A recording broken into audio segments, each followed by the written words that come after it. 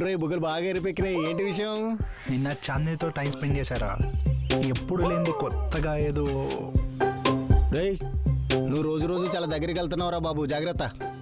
నీ భయం నీ దగ్గరే ఉంచుకో, నా దాకా రానివ్వకు. పద చెప్తా. పద.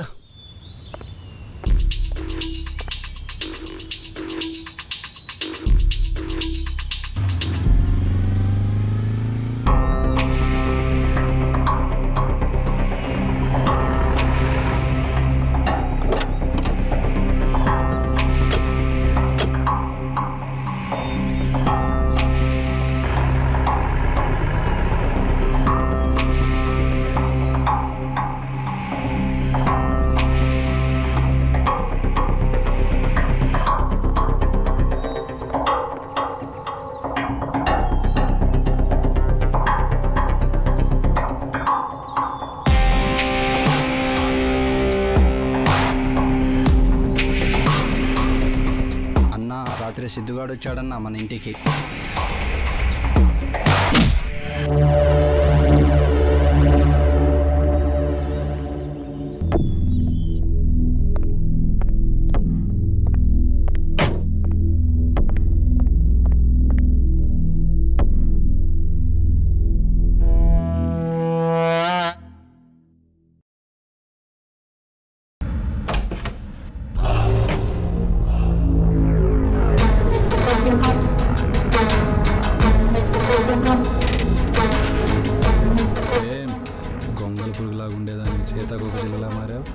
ఒంటికి రంగులు వచ్చాయి, మనసుకి రెక్కలు వచ్చాయి.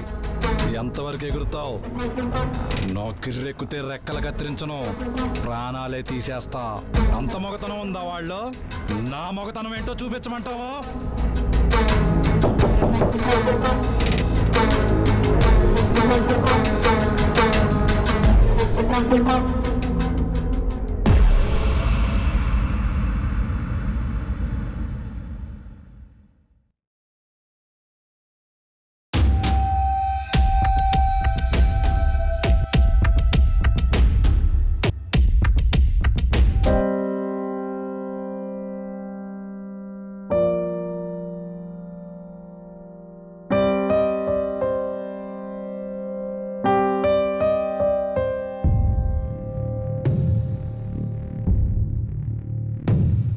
ఆ రోజే నాకు అర్థమైంది, నా చెల్లి ఈ ఇంట్లో సుఖంగా ఉండలేదని.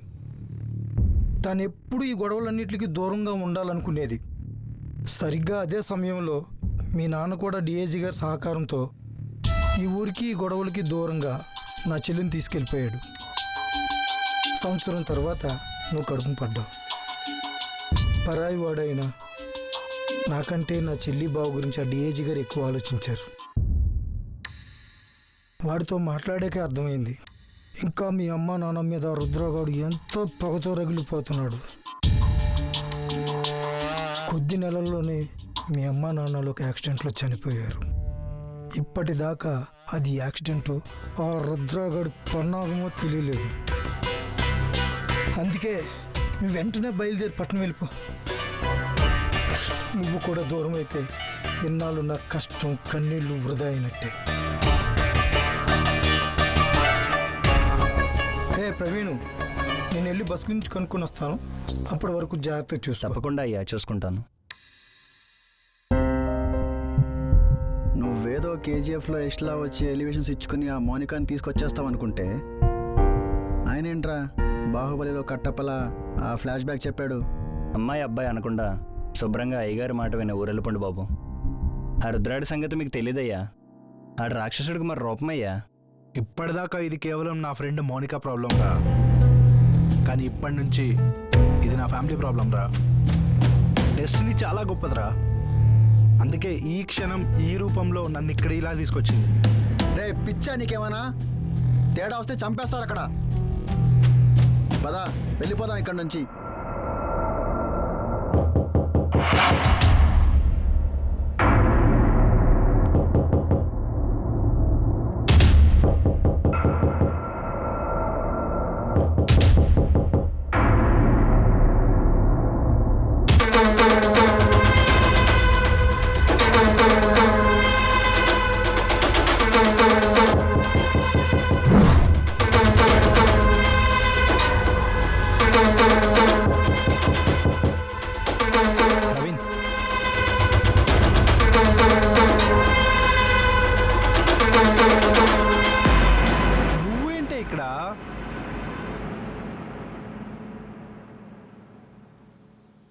అది సరే కానీ మేము ఇక్కడ ఉన్నామని నీకెలా తెలుసు?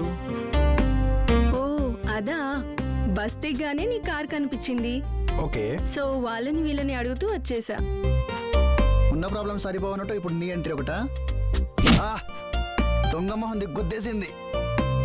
ప్రియా, ఆ, నా మాట విని వెళ్ళిపో. నీకోసం అంత దూరం నుంచి కష్టపడి వస్తే వెళ్ళిపోమంటావా? నేను హట్ అయ్యాను. ఇదిగో చూడు, బుంగమూతి కూడా పెట్టుకున్నాను. ఓర్ దేవుడా. సరే, నేను జర్నీ చేసి చాలా టైర్డ్ అయిపోయాను. ఫ్రెష్ అయి వస్తా. నాకు ఊరంతా చూపియాలి. ప్రియా, నా మాట వినవే. మీ మామ చెప్తే విన్నావేంట్రా? ఇది అంతే, మన జనరేషన్తో ప్రాబ్లం ఇది బావా. దెబ్బ తగులుతోందిరా అంటే తగిలాగా చూసుకుందాంలే, మూసుకుని పని చూసుకో అంటాడు. అంతే. ఏడ్చావులే, ఇప్పుడు దాన్ని బయటికి తీసుకెళ్ళిపోతే టాప్ లేపేస్తుంది.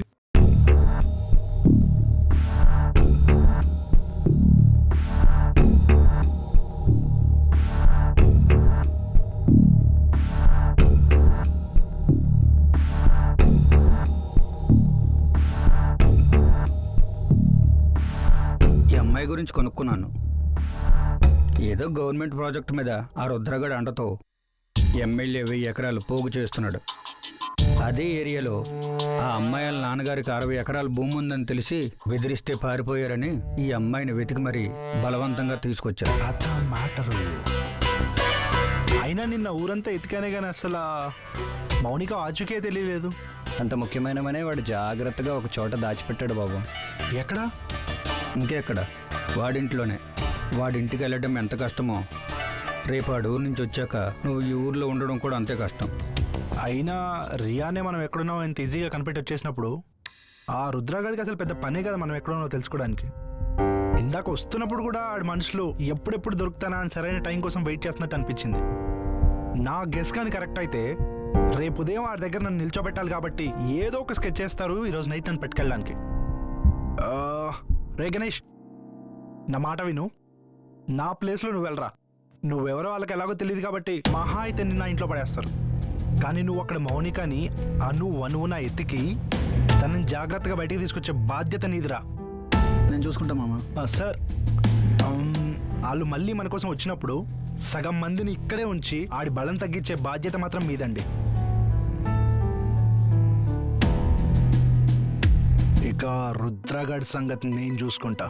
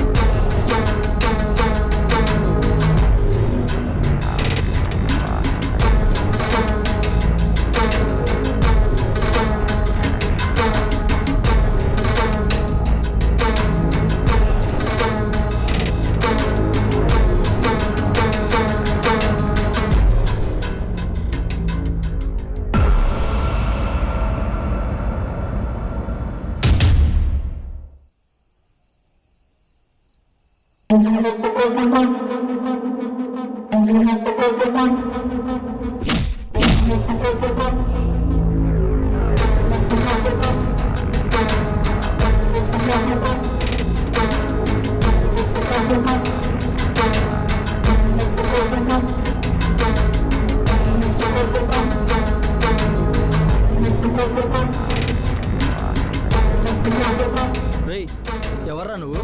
రేయ్, ఎవరిని పట్టుకురమ్మంటే ఎవరిని పట్టుకొచ్చిండ్రా? అక్కడికి వెళ్ళేసరికి ఈడే ఉన్నాడన్న. చెప్, వీడు వాడి ఇంట్లో ఉన్నాడంటే వీడు ఖచ్చితంగా వాడు ఫ్రెండ్ అయి ఉంటాడు. దీన్ని లోపలేసి వాడిని పట్టుకురండి, అర్థమైందా? ప్రవీణ్ గారి సంగతి ఏమైందిరా? వాడిని తీసుకొద్దామని వెళ్తే ఎవడో సిటీ కుర్రోడు వచ్చి మమ్మల్ని కొట్టేసి వెళ్ళిపోయాడన్న. ఏం మాట్లాడుతున్నావురా? రే పోనీ. హలో, సరే వస్తున్నా.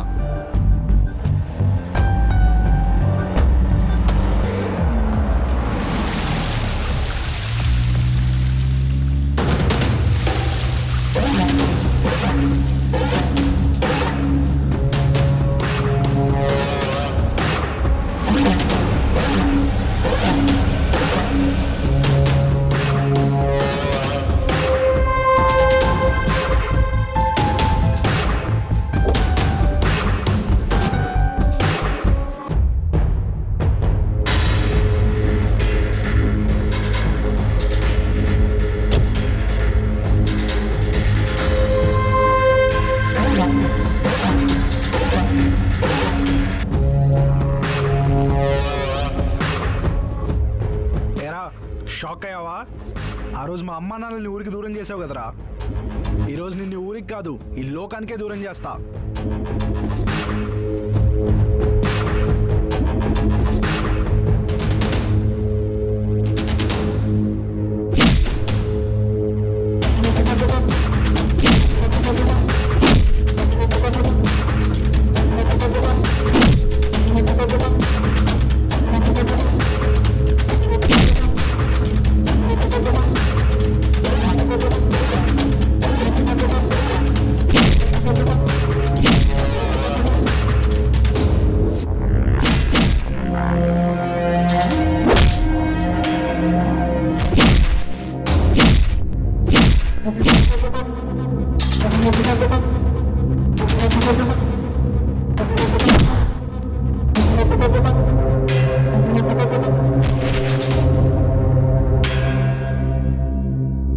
ఆ రోజు నాకు నచ్చింది దక్కనివ్వలేదు మీ నాన్న.